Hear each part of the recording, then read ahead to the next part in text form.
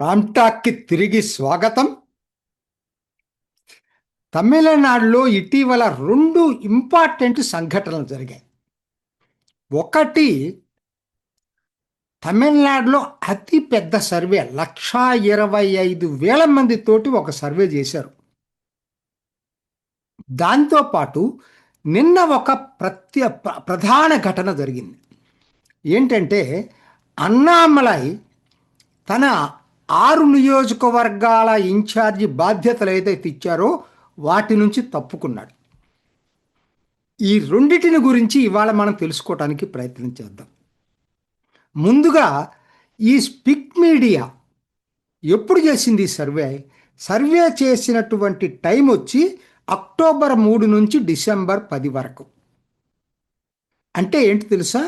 అప్పటికి ఎన్డీఏలో బీజేపీ అన్నాడీఎంకేనే భాగస్వాములు, మిగతా వాళ్ళు ఇంకా చేరల. ముఖ్యంగా పిఎంకే, నార్త్లో 1 ఇయర్లో బలంగా ఉండే పిఎంకే అప్పటికి చేరలేదు. సౌత్లో టీటీవీ దినకరన్ ఏఎంఎంకే అప్పటికి చేరలేదు.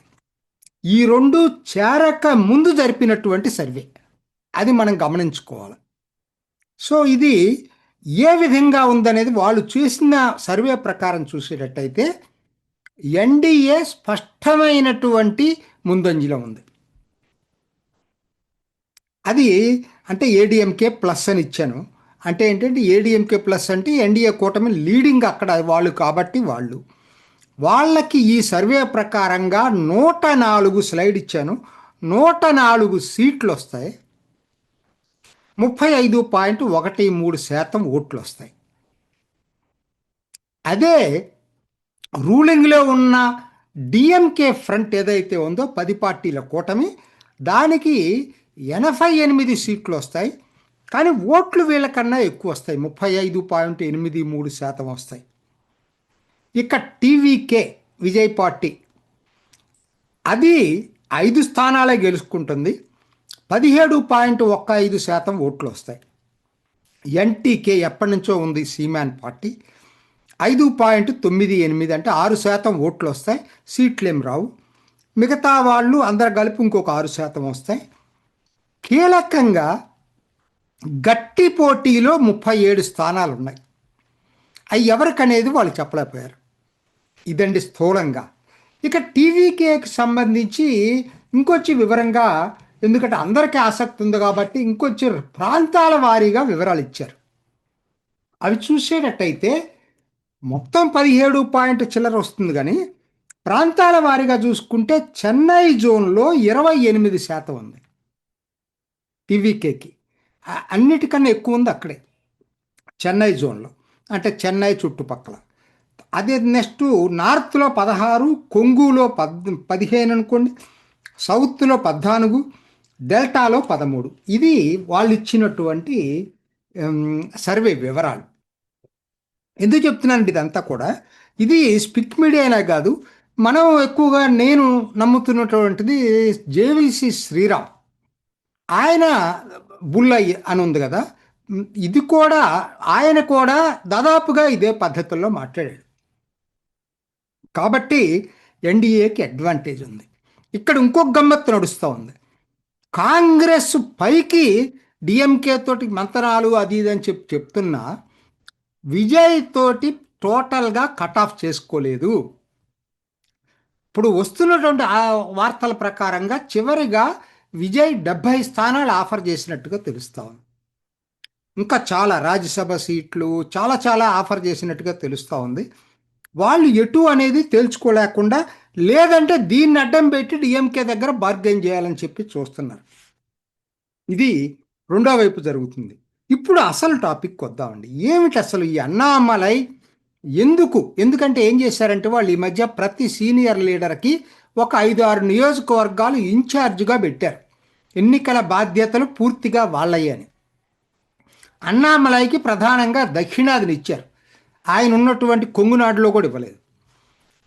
ఆయన అవి ఇచ్చిన రోజే నేను అనుకున్నాను, ఇది అంత కరెక్ట్గా అనిపించట్లేదు, అన్నామలై స్టేచర్కి తగినట్టుగా లేదు. ఎందుకనంటే మీరు అనొచ్చు, ఆ మిగతా వాళ్ళు కూడా ఉన్నారు కదా, తమిళసాయి సౌందరరాజన్ కూడా అదివరకు రాష్ట్ర అధ్యక్షురాలుగా చేసింది కదా, ఆవిడకి కొన్ని స్థానాలు ఇచ్చారు కదా. తమిళసాయి సౌందరరాజన్ అయినా రాజా అయినా వాళ్ళ కంట్రిబ్యూషన్ ఎవరు తక్కువ చేసి చూపించరు. కానీ వాళ్ళు ఎప్పుడు ఎవరున్నా 3% పైగా బీజేపీ ఎప్పుడు రాలేదు తమిళనాడులో. అన్నామలయ్యే ఒక్కడే ఏకంగా 11% బీజేపీకి తీసుకొచ్చాడు. వాళ్ళ కూటమికి 19% తీసుకొచ్చాడు లోక్సభ ఎన్నికల్లో. మొట్టమొదటిసారి బీజేపీకి గుర్తొచ్చింది అన్నామలై వచ్చిన తర్వాతనే. అటువంటప్పుడు అందరూ ఊహించింది ఏంటంటే, ఓకే అన్నామలై లైన్ ఏంటంటే అదే ధోరణిలో గనక కంటిన్యూ అయ్యేటట్టే లాంగ్ టర్మ్లో బీజేపీ విన్నర్గా ఎమర్జ్ అవుతుంది, ఈ ఎన్నికలకు కాకపోయినా పై ఎన్నికలకు అనేది ఆయన ఉద్దేశం. సరే, ఆ లైను కరెక్ట్ కాదనుకున్నారు. మొత్తం మీద అన్నాడీఎంకే తోటి రోపింగ్ చేసుకోవాలనుకున్నారు. దాంట్లో తప్పులేదు. కేంద్ర నాయకత్వం ఏం చెప్తే అన్నామలై కూడా అల్టిమేట్గా అదే ఫాలో అవుతాడు. కానీ ప్రాబ్లం ఎక్కడొచ్చిందంటే, దానికోసం అన్నామలైని ప్రధాన స్రవంతి నుంచి తప్పించారనేటువంటి భావన ప్రజల్లో బాగా ఉంది. సంఘటనలు కూడా అదే కనపడతా ఉన్నాయి. నాలాంటి వాడికి కూడా అనిపిస్తూ ఉంది. ఇది ప్రధాన తప్పిదం, కేంద్ర నాయకత్వం చేస్తున్న ప్రధాన తప్పిదం నా దృష్టిలో. ఎందుకనంటే మీరు పొత్తు పెట్టుకోండి, ఈవెన్ అది కూడా ఇవ్వండి. ఏది రాష్ట్ర అధ్యక్షుడు నైరాన్ నాగేంద్రన్కి ఇచ్చారు, దాని వరకు ప్రాబ్లం లేదు. అన్నామలై ప్రాధాన్యతను తగ్గించకుండా ఉండాల్సింది.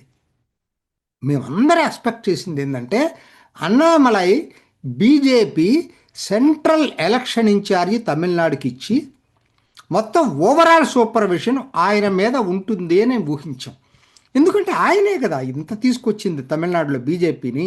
ఇది నేను కాదు, తమిళనాడులో బీజేపీని అభిమానించేవాళ్ళు, బీజేపీ పైకి రావాలని కోరుకుంటున్న ప్రతి వాళ్ళ కాంక్ష ఇది. మరి దీన్ని గ్రహించటంలో కేంద్ర నాయకత్వం విఫలమవుతుంది.